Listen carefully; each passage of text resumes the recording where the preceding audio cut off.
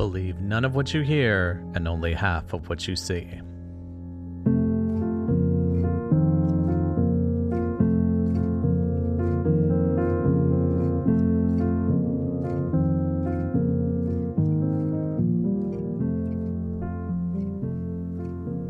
Hello, dear listeners, and welcome to None of What You Hear, a podcast that examines some of the most outlandish pop culture myths and legends and tries to figure out how we can all relate to them. My name's Robin, and I try to provide a space where we can take a break from all the current crazy in the world and our lives, and listen and hopefully learn from these stories of infamous misadventure and others, namely our celebrated icons and fallen heroes. We never know exactly where the road will lead us in life, and sometimes we hit a junction that will take us to a place where all our wildest dreams can come true, but at a toll. And it's at one of those intersections, undoubtedly one of the most fabled, where we meet up with the legend of Delta Blues to discuss today.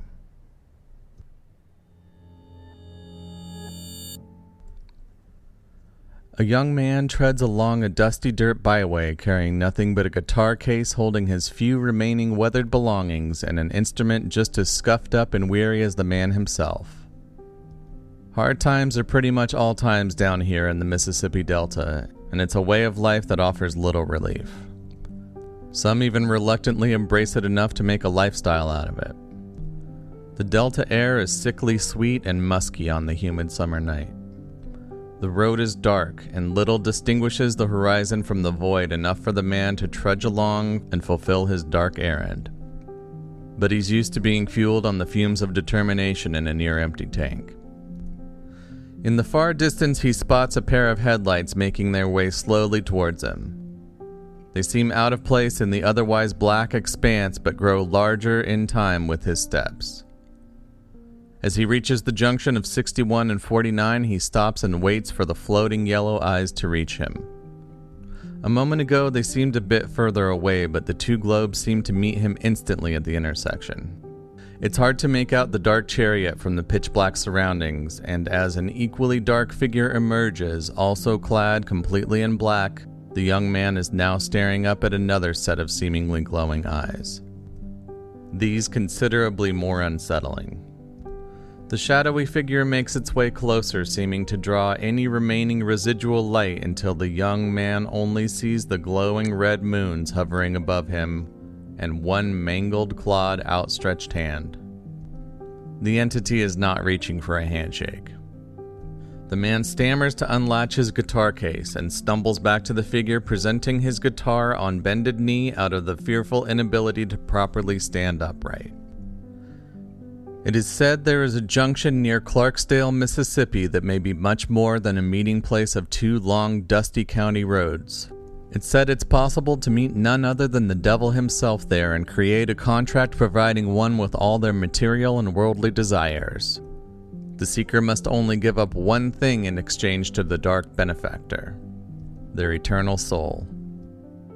The place is known to some as the Devil's Crossroads. The postulation that a physical crossroads could hold some spiritual significance beyond understanding, or even be some kind of gateway or gray area between dimensions, is not new or unique to the Robert Johnson mythos. In fact, some of the things I've read about in my research could easily lead us into ancient aliens territory. And while I do love a well-coiffed hypothesis about this kind of thing, for now we'll just stick to established mythology. The Greeks associate a similar concept with Hecate and Hermes. Pillars and effigies of the gods would often be placed at road junctions, and suppers would be offered at their bases in homage on each new moon.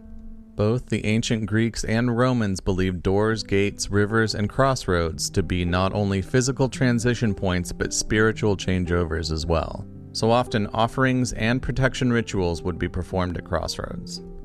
I still kiss my hand and slap the car ceiling when passing under a yellow light. Disturbingly, it's become an involuntary reflex, and I kinda can't help it. An 11th century Anglo-Saxon oration also tells us that pagan all-stars Mercury and Odin were honored at crossroads with gifts and sacrifice. And there was also a medieval tradition of burying lawbreakers at crossroads, in order to confuse the troubled souls from wreaking more displeasure on peaceful villagers, and exile the wrongdoers from consecrated cemeteries. A Romanian superstition maintains that a demon could be summoned at a crossroad by performing a ritual and providing a monetary tribute. Outside of Western tradition and folklore, the crossroad has deep roots in hoodoo or African witchcraft, which still has a following in the US as well. To these practitioners, the crossroad is a symbol of the life cycle and a place for communication with spirits, or an intersection between the dead and the living. It's also told that a hoodoo trickster deity resides at the crossroads. Similar offerings of sacrifice and material goods are left for Eshu Alagbara at the intersection of pathways. There is a comparable counterpart character in voodoo called Papa Legba who serves as a messenger to the spirit world and is honored at the crossroads in a similar fashion. And finally, we find a hoodoo tradition where a person is able to bargain their soul to the devil through physical performance of dancing, throwing dice, or playing a musical instrument. And the road leads us back to where we began, but we'll take a slightly different turn when we come back.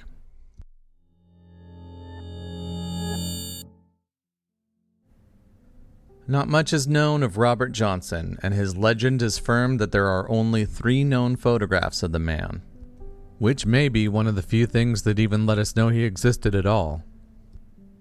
What we do have is a wealth of hastily recorded yet now seminal blues recordings discovered and popularized much after his death, one infamous myth extrapolated from a song of his taken very literally, and the following few logistical facts, which may or may not be completely accurate and are most definitely peppered with legend. Robert was born in rural Mississippi near the turn of the century. The actual date is the first in the timeline of Robert Johnson's life under dispute. Though the slave days had ended just shy of 50 years before Robert's birth, it doesn't take a deep scholar of history to know that things were not easy for black people in the South around then, another 50 years after that, or even now. He grew up primarily in Memphis after a lynch mob forced his family from his birthplace near Hazelhurst. Of course, accounts of his childhood are spotty, but it is known he eventually developed quite a reputation for playing a smokin' blues harmonica, as well as a renown for playing a gruesome guitar. Robert's blues mentor, Son House, recalled that folks would come and say, "Why don't you go out and make that boy put that thing down? He's running us crazy," House reminisced. Finally, he left. He ran off from his mother and father and went over in Arkansas, someplace or other. It's said that Robert was married at one point, but that sadly both his wife and child died in childbirth. It can be surmised that around this time Robert disappears from an already dodgy history completely for, by various accounts, a period of anywhere between a few months or a few years. When he returns, he is a virtuoso on guitar, the likes of which the world has never seen. And like any good legend, some of which we've looked at right here on this show, the tellings are about as diverse as the voices they come from. The bones of the Robert Johnson Crossroads story go a little something like this here. Robert Johnson, desperate for fame, success, and recognition, travels down to the junction of Highway 61 and 49 near Clarksdale, Mississippi on a moonless night. He recites an ancient incantation I was not able to find transcribed anywhere in my research, and is met by an entity described anywhere from an out-of-place dapper black man to the red-eyed, horned version of Baphomet, the devil himself. The devil then tunes Robert's guitar, or in some cases plays him a couple jams. Let your imagination take you where it will on that. Tenacious D sure did. And when the guitar is returned to Robert, he is bestowed with all his desired abilities and virtuosity, with the understanding that the debt of his eternal soul will be payable to the devil upon death. Robert then goes on to sing and play the blues with all the soul and conviction of a man eternally damned. He records a large collection of his songs in a hotel room over a period of about 2 days. He celebrates the nominal success of a traveling bluesman of the day until his death at 27 years old near Greenwood, Mississippi. Yes, technically this makes him the founding member of the distasteful 27 Club. But if you ever hear me talking about the so-called 27 Club without absolute disdain, please feel free to set my show on fire with a white lighter and never speak of it again. Robert Johnson's actual death is, surprise, the subject of much debate, with reasons ranging from syphilis to complications from injuries sustained in a back alley brawl. The standard account states that he was poisoned by a jealous husband of a woman he'd made eyes at. It said he was passed a bottle of whiskey laced with strychnine and was consumed by the resulting hemorrhaging 3 days later. and that a confession was drawn from the culprit who has remained forever nameless. His actual burial place is also unknown, and 3 markers of his possible final resting place have been erected in the Greenwood area. 3 photos, 3 grave sites, 3 pyramids. You do the math. Robert Johnson was never privy to the legendary status the years would continue to bestow upon him even to this day, and his song Crossroads Blues, detailing his personal account of the Devil's Bargain, would be inducted into the Grammy Hall of Fame in 1998. Variations on the Crossroads story include location disputes like different junctions throughout the Delta, and the bargain actually occurring in a graveyard rather than a roadside. The Johnson family has since attempted to debunk the Crossroads myth by explaining that Johnson was actually being mentored in mastery of guitar by a man called Ike Zimmerman during his so-called missing years. Though it does not go unnoticed by this storyteller that it's also been said Mr. Zimmerman was a spontaneous autodidact of guitar technique during his visits to Delta graveyards. Of all the myth, legend, and mystery surrounding the life of Robert Johnson, one thing remains indisputable. Robert Johnson may quite possibly be the most trailblazing guitar inspiration of all time. He's cited as an influence to musical artists the likes of Eric Clapton, Led Zeppelin, and Black Sabbath, to name a humble few. A young Keith Richards once asked a young Brian Jones who else was playing guitar with Robert Johnson on the album they were listening to together at the time, before realizing Robert was himself playing both what would eventually be called lead and rhythm simultaneously. Those listening sessions could safely be called the birth of the Rolling Stones. So I guess to that end, the devil did uphold his end of the bargain, even though Robert would never be the wiser to the true scope of his renown. The dark side is tricky like that. That's why you always have a lawyer look at your contracts, folks. The idea of a so-called deal with the so-called devil is also not entirely native to Robert Johnson's legend. Of course, the mind is drawn to the 1590s Christopher Marlowe play, The Tragical History of the Life and Death of Dr. Faustus, based on German folklore. The play tells the story of a disillusioned philosopher and theologist who tires of traditional studies and practice and determines that the only worthy spiritual pursuit is that of magic. Leery of the possible implications, especially in a puritanical society, he is then visited by the proverbial good and bad angels who also show their origins in this tale, and try to dissuade or convince Dr. Faustus towards the ways of good and evil respectively while helping him weigh the pros and cons of a life of sorcery. Faustus finally concedes to the magician's way and summons this story's version of the devil's representative in a character named Mephistopheles.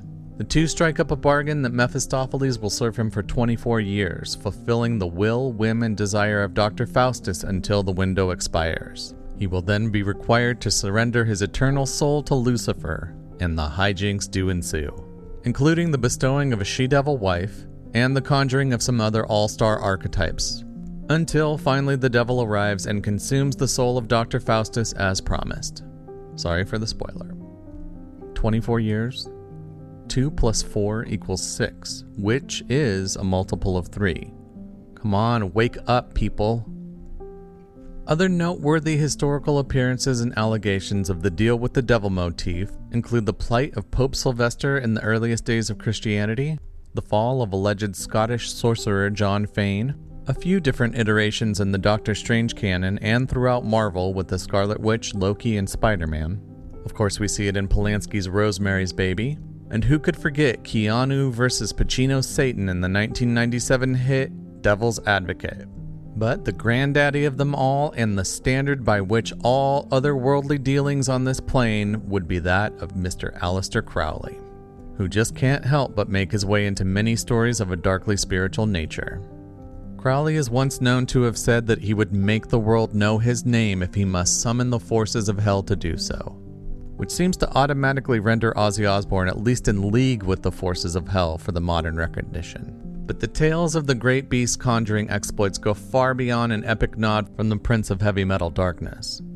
In his day, Crowley spoke of and was rumored to have summoned many a demon or otherworldly force, going as far as to have attempted to father a version of what some would call the Antichrist. But if we had to choose, the most pertinent of these forces to our story is Crowley's fabled summoning of the demon Choronzon. a shape-shifting demonic entity longing for a physical form of its own and thought to be some iteration of Eve's serpent in the Garden of Eden. Kabbalah attributes this entity to be a female counterpart to the great beast, assigning it the number 333, which sounds like our third mention of the significance of the number 3, in case you had plans to overlook that. The actual bargain Crowley may or may not have made with Choronzon is unclear if it was even that kind of party. Suffice to say, a substantial portion of the world does indeed know him by name, and certainly did when he was up to all his earthly deeds also near the turn of the century.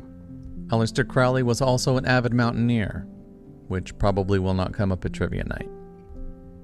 But it is indeed an impressive cast of characters who came before and after Mr. Crowley and Robert Johnson when it comes to devilish dealings like what is said to have happened at the Clarksdale Crossroads.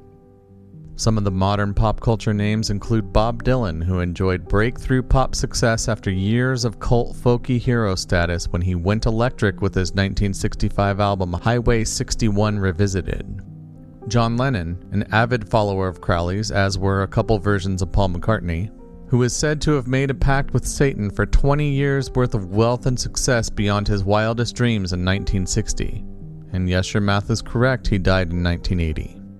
Jagger and Richards of the Rolling Stones, whose nods to the Dark Lord include their album entitled Our Satanic Majesty's Request and the creepily faded anthem Sympathy for the Devil, which they were playing when a young man was stabbed to death during one of their concerts. Is it worth mentioning that the Hells Angels were hired as security at that gig? Eric Clapton recorded his version of Johnson's Crossroads along with many other blues legends. However, unlike his fellow band members in Cream, Clapton was gifted with massive success while they faded into obscurity. Jimmy Page, who was also a Crowley enthusiast and actually purchased and lived in an allegedly haunted former home of the Great Beasts. When asked about a possible satanic contract, Page once stated that if he had done, then so must have the rest of the band, which doesn't mean no. Snoop Dogg, who quite clearly recounts his own version of the Crossroads legend in the song Murder Was the Case. And David Bowie, who was also a Crowley guy and attained unimaginable fame and once told the press the devil himself was living in his Los Angeles pool. And those top-tier creative powerhouses barely begin to scratch the surface of rumored satanic signatories. Best we not get into the politicians, especially at this time. Because a deal with the devil can take many different forms than some red-horned nether creature beckoning you to sign a blood oath in exchange for monumental fame and glory. What if selling your soul means a long, drawn-out series of professional compromises that has you stuck being taken advantage of in a job you hate with a family you hardly even know that was supposed to have been the reason you were doing all this to begin with? Or maybe it means doing something you know was wrong just to get a leg up or cross a social gap, meanwhile losing part of yourself you once took great pride in. Maybe a deal with the devil is a lot closer than you think. And as we make our way out of philosophical theory and the Delta Blues and back to the real world full of tiny little devil's contracts, I hope we can all listen to our own proverbial better angels and keep sight of the things we hold stock in so they don't slip away bit by bit. And that'll just about do it for our trip down this bumpy byway as the legend of the Crossroads fades to a pinpoint in the rear view. Friends, I'm hoping some of you are listening to this far, far in the future from when I'm recording. Sometimes there are so many daunting things happening all around us that it's hard not to want to talk about them here. But I also like that this is a place for you and I to take a break from the craziness of our lives and the state of what's happening in the crazy world we live in. So if you're listening from this utopian future I'm seeing you in, give us back here a quick little thought. Because sometimes it still feels like we have a very long journey ahead of us. But no matter how the road is looking for you today, or how utterly belabored my metaphor for this story is, please remember, believe none of what you hear, and only half of what you see. Thank you as always for listening, and take good care.